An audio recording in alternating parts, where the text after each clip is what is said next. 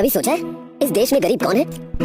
सच्चाई ये है कि इसका कोई पक्का पता ही नहीं है। ये कह दिया जाता है कि देश के 73% लोग, जिनमें दलित, आदिवासी, पिछड़े वर्ग के लोग हैं, उनमें से ज्यादातर गरीबी में जी रहे हैं। लेकिन उनमें भी कितने समाजों में लोग कैसे जी रहे हैं, कितना कमा रहे हैं, उनकी जरूरतें क्या है, यही जानने के लिए जातिगत और आर्थिक गिनती की जरूरत है।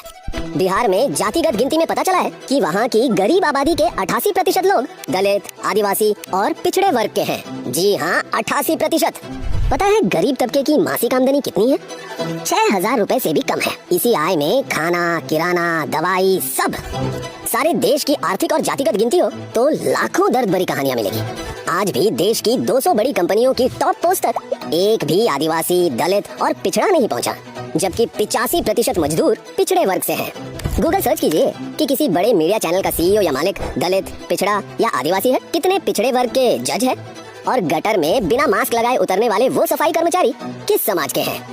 देश में आपको 2 हिंदुस्तान दिखेंगे, एक अरबपति वाला और एक गरीबों का हिंदुस्तान।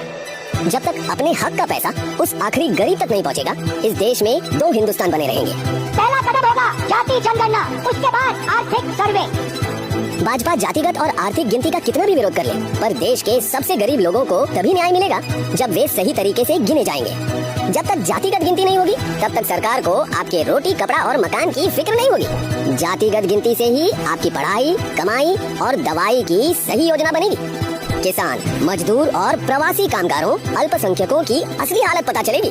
आपके वर्ग की, समाज की समस्याओं की गिनती होगी, तभी उनका हल निकलेगा। सही आरक्षण मिलेगा, सही हिस्सेदारी मिलेगी, हक मिलेगा। जब इस देश को चलाने में देश के सबसे कमजोर समाज की आवाज सुनी और गिनी जाएगी, तभी ये देश तरक्की करेगा। इसीलिए जातिगत गिनती के लिए आज ही बोलना होगा, जी खोल कर बोलना होगा, ताकि आपकी आने वाली पीढ़ियां आपकी ही तरह बिना गिनती, बिना हक के मुश्किल के अंधेरों में दम न तोड़ दे।